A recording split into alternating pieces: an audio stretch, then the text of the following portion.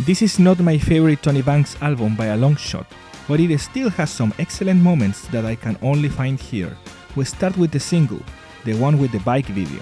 I don't really like this track, and it's not the sounds or chords, it's the repetition, but I have to say that the chorus is really catchy.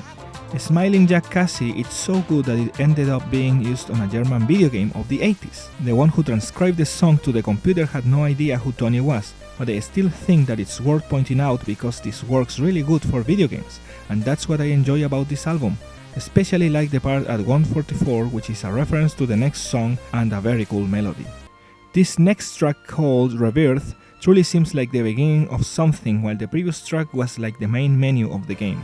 When the song truly starts, it's like we're introducing to the protagonist, what I can do without Tony pressing the keyboard hit button every time that the drums do a beat.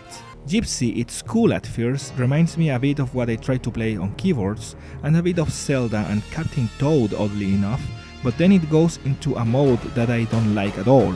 It just does it too much for my taste. Final Chase is the battle theme on this RPG. With some minor tweaks the track will be perfect, it repeats the melody too. And I forgot to say that it reminds me of the 8 Melodies song from the modern Earthbound series. I tried to mix them but they are too distinct. Speaking of video game music, the start of You Call This Victory is exactly the perfect title screen music. This game is going to be a blast. Big shoutouts to Line of Symmetry, probably one of the best tracks by Tony, it just has everything. For me this is its own thing, its own world, something to be said of the best songs and albums.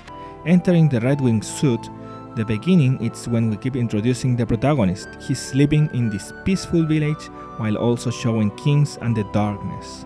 Lorca is the boss music. I truly dislike those memes on the internet, but that's the name, this is when you fight a boss. Kid and Detective Droid, it's a cutscene. Liftoff is my least favorite track here, Tony clearly gave up on this movie at that moment. Death of Abby is scary as fuck.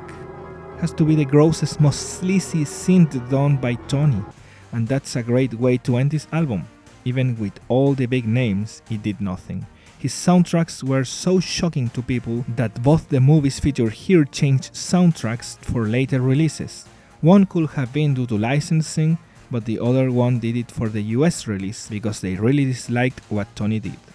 I think that there's quality here, but it could have been better. Some people probably expected the cinema show or Second Home by the Sea, or maybe even a That's All, while instead they mostly got a video game soundtrack made by Tony Banks, and when it works for that, it's perfect, he should do that.